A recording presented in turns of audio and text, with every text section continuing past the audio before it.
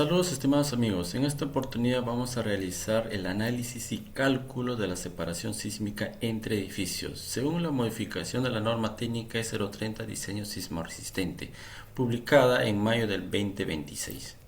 Para lo cual tenemos dos gráficos, ¿no? Dos edificios en la cual el edificio 1 tiene una altura X, el edificio 2 de igual manera.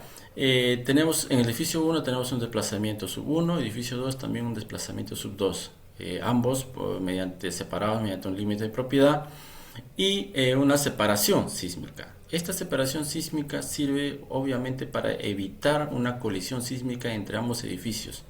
Una separación sísmica inadecuada originará el choque entre ambos edificios y posibles daños estructurales. Para lo cual la normativa nos detalla diversas situaciones en la cual en el presente informe vamos a describir 4 situaciones. La primera situación está en el artículo 52.2. Es con respecto a los desplazamientos de ambos edificios, pero sabemos que estos desplazamientos se va a dar siempre y cuando un proyectista realiza la evaluación estructural mediante un software ambos edificios. Mientras tanto no será posible. Para el presente ejemplo tenemos el desplazamiento 4.5 centímetros edificio 1 y 9.1 centímetros edificio 2, la cual la norma en el artículo 52.2 menciona: esta distancia no es menor que los 2/3 de la suma de los desplazamientos máximos de los edificios adyacentes. Para tal caso, pues acá tenemos la sumatoria de ambos desplazamientos y los 2/3. Teniendo como respuesta 9.07 centímetros de separación sísmica. Esto es con respecto a los desplazamientos, pero también la norma nos señala en el mismo artículo, nos dice ni menor que la siguiente ecuación. Para poder hallar la separación sísmica también podemos usar parámetros de zona, suelo y altura, en la cual la zona sísmica es 0.45, para el presente ejemplo el factor de suelo 1 y altura de edificio 13 metros. ¿Cómo obtenemos esa información? Lo obtenemos de la siguiente manera. Sabemos que las zonas sísmicas en el Perú están divididas en 4. Para el presente ejemplo es la franja costera, que es 0.45 Z, y Z4 hemos considerado S1, el suelo tipo S1, que el factor sería 1. Y sabemos que también ese factor 1 pertenece a suelos muy rígidos. También pues esto se calcula, obviamente, se tienen los datos del estudio de mecánica de suelos. Para el presente ejemplo estamos usando ese factor. Entonces tenemos la altura de edificio. En este caso tenemos una altura de edificio de 5 pisos. Estamos considerando el edificio 1 de 5 pisos, 13 metros de altura. Aplicamos la ecuación, ¿no? La ecuación es, tenemos un factor 0.02 por la zona, por el factor de suelo y la altura. Debe ser mayor o igual que 3 centímetros. En este caso tenemos la respuesta 11.7 centímetros según la ecuación descrita en la norma. Ahora, también la norma obviamente nos menciona ni menor que esta ecuación. Eso quiere decir que tenemos que sacar el máximo de ambos cálculos con respecto a los desplazamientos de la situación 1 y con respecto a la ecuación de la situación 2. Entonces ahí tenemos 11.7, ¿no? El valor máximo. Si no se tiene, obviamente, si no se realiza el procedimiento de la situación 1, simplemente aplicamos pues, ¿no? el resultado del S del modelo 2, ¿no? De situación 2. Esto es con respecto al cálculo del S.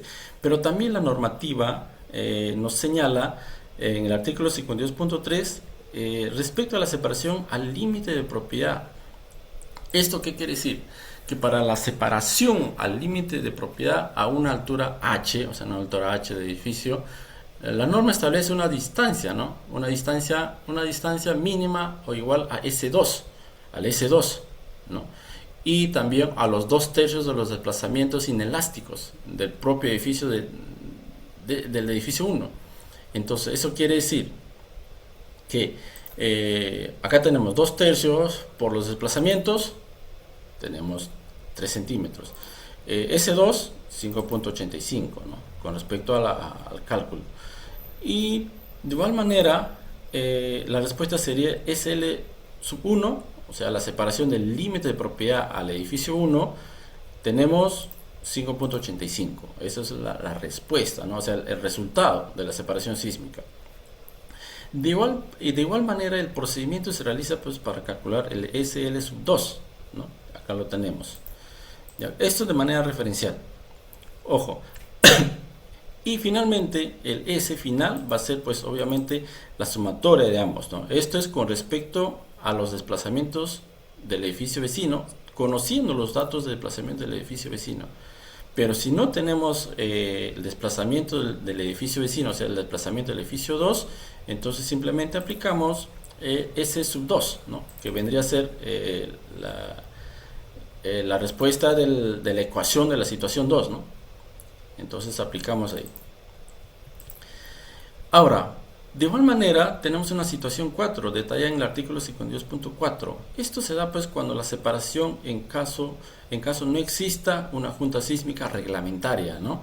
El edificio se separa de la edificación existente, el valor de S entre 2, que le correspondería más el valor S2 de la estructura vecina. Eso quiere decir, esto es comúnmente vemos en campo que mayormente no respetan la separación sísmica del vecino cuando uno va a construir un edificio nuevo. Entonces, ¿qué quiere decir este ejemplo? Que el edificio 2 pues está construido hasta acá, ¿no? Hasta el límite de propiedad. Entonces, si tú vas a diseñar el edificio 1, obviamente tienes que considerar tu separación sísmica que te corresponde más lo que le correspondía al edificio 2. Entonces, ahí detalla la normativa que se debe hacer, ¿no? El S sub 2 del edificio 1. Ya tenemos ahí el S sub 2 del edificio 1. El S sub 2 del edificio 2 también lo tenemos ahí. Entonces, si tenemos los desplazamientos del edificio vecino, vamos a tener 11.92.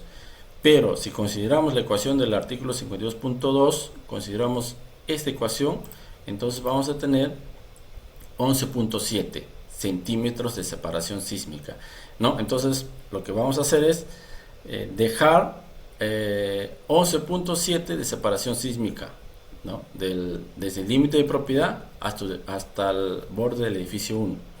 Eso es lo que nos indica la normativa. Entonces es importante recalcar que hay diversas situaciones en campo, ¿no? Con respecto a los desplazamientos, aplicar la ecuación que ha cambiado actualmente la normativa, y también hay situaciones que se presentan al límite de propiedad y también cuando no existe una junta sísmica reglamentaria. Acá se puede calcular todo de manera automatizada en el Excel, y en los puntos de color azul simplemente cambiamos los desplazamientos y ubicamos los puntos de los parámetros de la norma, y ya tenemos la respuesta de nuestra adecuada separación sísmica entre ambos edificios. Muy bien, eso sería todo, queridos amigos. Muchísimas gracias.